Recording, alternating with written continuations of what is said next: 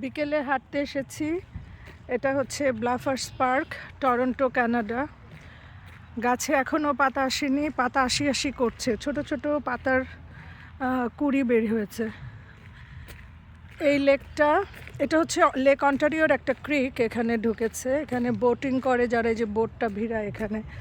তো এখান দিয়ে হাঁটছি। আজকে একটু বৃষ্টি, এই জন্য সব ভেজা ভেজা। এখানে পিকনিক হয়। বিশাল বড় অন্টারিও লেক।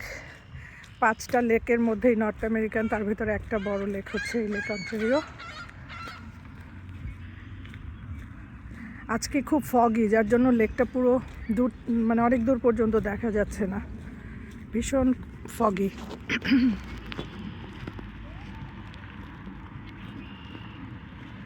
সামারে খুব সুন্দর হবে, আর 2-1 মাসের মধ্যেই খুব সুন্দর লাগবে এই জায়গাটা।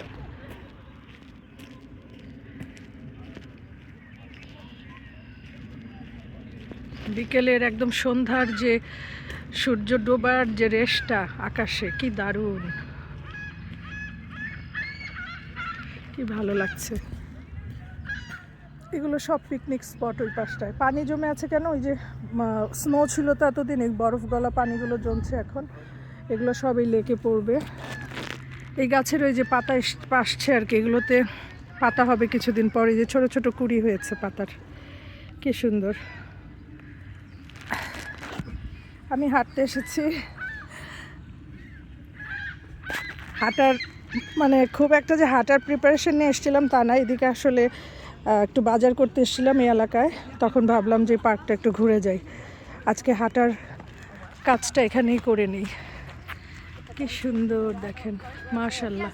সব গাছে যে কুড়ি আসছে, এগুলো সব পাতা হবে, ফুল হবে, ছোট ছোট সব পাতার কুড়ি।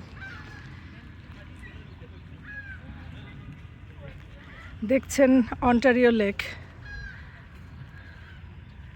বিশাল বড় লেক, মনে হবে যেন সমুদ্র, একদম সমুদ্রের মতো। মানে এই কুল থেকে ওই কুল কিন্তু দেখা যায় না, একদম এরকম। ওই লেকটা বাঁকা হয়ে ওইভাবে গেছে, তাই ওই সাইডটা আমরা দেখতে পাচ্ছি। এই যে গাছের পাতাগুলো কেমন যা সুন্দর হয়, এই পাতাগুলো যখন খুলবে আস্তে আস্তে। এখন তো কচি পাতা এসছে, কি অদ্ভুত। -30 ডিগ্রি টেম্পারেচারেও এরা বেঁচে থাকে, আবার এই যে পাতা হয়। আল্লাহর কত অসীম রহম।